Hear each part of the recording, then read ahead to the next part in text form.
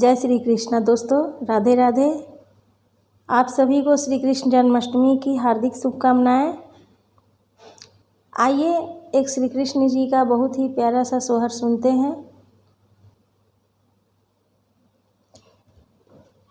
धनी धनी भादो महीनावा के धनी हो समैयानो हो ललना जाना माली हले श्री कृष्ण परमा सुख दैयानु हो ललना जाना माली हले श्री कृष्ण परमा सुख दैयानु हो।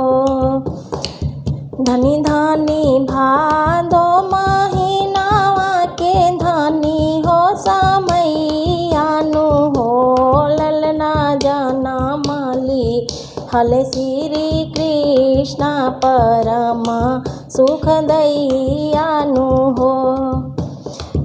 दुआरा पे बाजे बंधैया महल उठे सोहर हो नंद भवन में बंधैया आंगनवा उठे सोहर हो ललना शोभेला जसोदा के गोद ललना वा मनोहर हो ललना शोभेला जसोदा के गोद ललना वा मनोहर हो।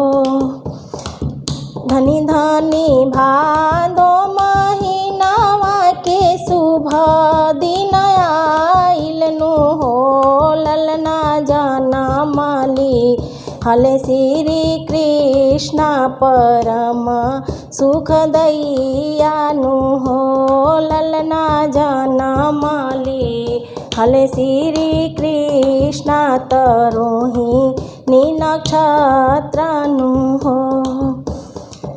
धनी धनी भादो महीनावा के धनी हो समैयानु हो ललना जाना माली हले श्री कृष्ण परमा सुख दैयानु हो ललना जाना माली हले श्री कृष्ण तरोहिणी नक्षत्रानु हो।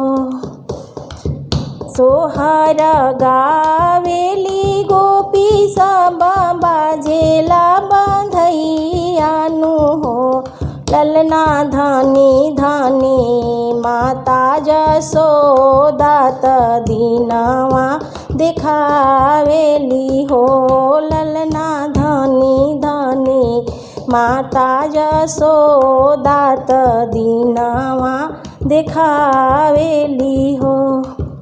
धनी धनी भादो महीनावा के धनी हो समैयानु हो ललना जाना माली हले नंद लाल महल उठे सोहर हो ललना जाना माली हले नंद लाल महल उठे सोहर हो।